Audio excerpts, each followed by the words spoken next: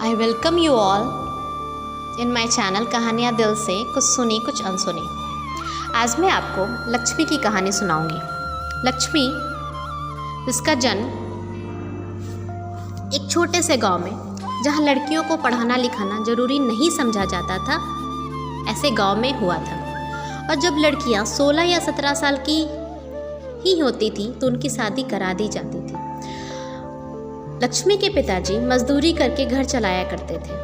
उसकी 2 छोटी बहनें और माँ भी थी। जैसे ही लक्ष्मी 17 साल की ही मात्र हुई थी, उसकी भी शादी करा दी गई। और उनके गांव में लड़का क्या करता था, कैसे स्वभाव का रहता था, ये कोई मायने नहीं रखता था। बस लड़कियों की शादी कराने और उनके अपने सर से भार उतारना ही वे जरूरी और सही समझते थे। लक्ष्मी के पति और उसके ससुराल वालों ने लक्ष्मी के साथ नौकरानियों जैसा व्यवहार करना शुरू कर दिया था। पर लक्ष्मी तो अभी बच्ची ही थी ना, उसे उतना कुछ समझ आता ही नहीं था। पर 6 महीने कैसे बीते उसे पता भी नहीं चला। और उसके बाद 6 महीने बाद तो ऐसा हुआ कि उसके पति ने उसे छोड़कर मतलब घर ही छोड़ दिया और कहाँ चला गया ये पता ही नहीं चला। लक्ष्मी को समझ ही नहीं आ रहा था कि आखिर उसके जीवन में हो क्या रहा है। और अब लक्ष्मी का उसके ससुराल में रहना और भी ज़्यादा मुश्किल हो गया था। खैर, किसी तरीके से कुछ दिन उसने वहाँ और काटे, लेकिन अब बस अत हो गई थी। तो वो भागकर वापस अपने घर आ गई। और उस घर में जहाँ उसकी माँ और उसकी 2 छोटी बहनें अपनी गरीबी से लड़ रही थी। चूँकि अब लक्ष्मी के पिताजी नहीं रहे थे, किसी तरह अब उनका गुजारा होता था। पर लक्ष्मी के घर वापस आने पर अब और पहले में ज़मीन आसमान का फ़र्क था। अब उसके पास 2 ही रास्ते थे। पहला तो वह मुसीबतों का सामना करके आगे बढ़े और खुद को और अपने परिवार को संभाले, या फिर दूसरा हार मानकर रोए या कहीं भाग जाए। लक्ष्मी ने अभी तक समझ ही नहीं पाई थी कि उसे करना क्या है, कैसे आगे बढ़े। ऊपर से उसके शरीर में इतनी शक्ति नहीं थी कि मजदूरी करके घर चला सके, क्योंकि मैंने पहले ही बताया था कि लक्ष्मी पढ़ी लिखी नहीं थी। उसे नहीं लगता था कि उसमें के अंदर कोई भी काबिलियत है या कुछ कर सकती है वो। उसने पहले बहुत कोशिश की, लोगों से काम मांगा, पर उसे काम किसी ने भी नहीं दिया। अब बेचारी थकी हारी लक्ष्मी के पास बस एक ही रास्ता उसे दिखाई दे रहा था, वह था मांग कर खाना और मांग कर अपने परिवार को चलाना। उसने शुरू की अपनी ये यात्रा। मांग मांग कर बेचारी हर दिन अपना किसी तरीके से और अपने परिवार का पेट भरती रही। एक वक्त के भोजन उन्हें नसीब तो हो जाते थे। इसी बीच मांगते मांगते कुछ दिन बीत गए और उनकी गांव में एक अम्मा जो हर दिन उसे देखा करती थी, एक दिन उन्हें पता नहीं दिमाग में क्या आया, उसने लक्ष्मी को बुलाया और कहा, लक्ष्मी, अभी तो तू मात्र 18 साल की है, कब तक ऐसे मांग कर खाएगी? जिंदगी बहुत बड़ी है। और उसे एक रास्ता दिखाया। ऐसा कह सकते हैं अभी हम कि उसे डूबते को मिला एक तिनके का सहारा। अम्मा ने लक्ष्मी को छठ पर्व के बारे में बतलाया, सूर्य देव की महिमा बताई और व्रत करने की विधि भी बताई। और यह भी बताया कि तू वैसे भी मांग मांग कर खाती है, अब छठ पर्व के नाम पर मांग कर तू छठ कर, सूर्य देव की कृपा तुझ पर जरूर होगी।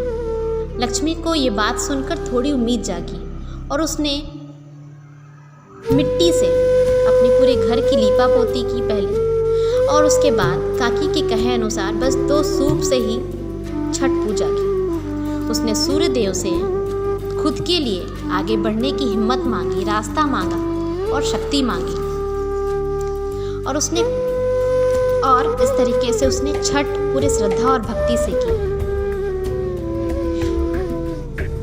ऐसे कुछ दिन बीत गए और उसके बाद कुछ दिन के बाद उसे पता नहीं कुछ याद सा आया। उसे याद आया बचपन में उसकी दादी को उसने देखा था। उसकी दादी कुछ पुराने कपड़ों की तह लगाकर बड़ी मेहनत से बिस्तर पे बिछाने वाले गद्दे होते हैं ना, वो सिला करती थी और सुंदर सुंदर पाँवदानियाँ भी सिला करती थी। उसने दादी से बचपन में ये सब सीखा था, क्योंकि वो स्कूल तो जाती नहीं थी, घर पे इन्हीं सब चीज़ों को करते उसका दिन बीतता था। लेकिन ये पहले वो सब सोच ही नहीं पाई थी कि उसके अंदर ये कला, ये गुण भी है।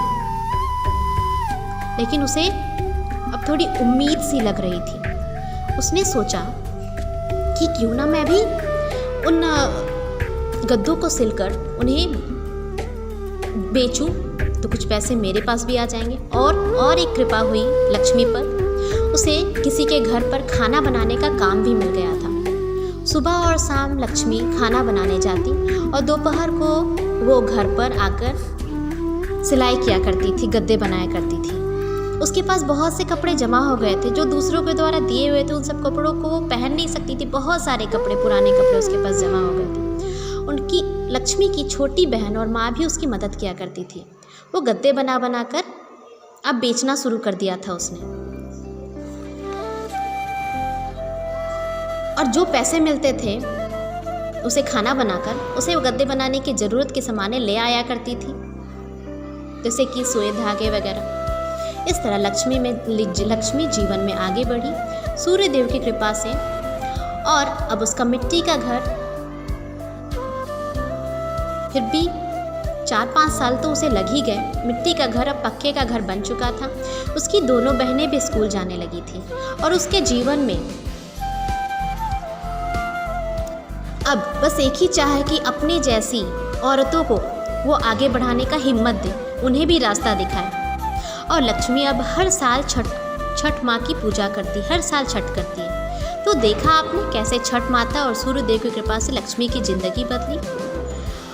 जो भी इंसान खुद के आगे बढ़ने की इच्छा रखता है, प्रयास करता है, ईश्वर उसकी मदद जरूर करते हैं। छठ माता और सूर्य देव की कृपा आप सब पर भी बनी रहे, यही सूर्य देव से विनती है मेरी। इस कहानी के माध्यम से मैं एक छोटा सा मैसेज आपको देना चाहती हूँ कि परेशानियाँ, चुनौतियाँ और उसके बाद खुशियाँ और शांति, ये हमारे जीवन का एक अहम हिस्सा है। जीवन मिला है तो सुख और दुख दोनों आएंगे ही। कभी कभी दुख और परीक्षा की घड़ी थोड़ी लंबी भी होती है, लेकिन घबराए नहीं, ना ही कभी थक कर, हार कर खुद के नसीब या भगवान को कोसे। बस सब्र रखें, भगवान से रास्ता मांगे, हिम्मत मांगे उस समय को पार करने के लिए। और अगर हम आगे बढ़ने के लिए रास्ता ढूंढेंगे तो भगवान भी हमें रास्ता जरूर दिखाएंगे। ये अक्सर होता आया है और सबकी ज़िंदगी में होगा। सुख के बाद दुख और दुख के बाद सुख जरूर आएगा। अंधेरा कितना भी घना क्यों ना हो, सुबह होना निश्चित ही है। इस मैसेज के साथ मैं अपनी कहानी एंड करती हूँ।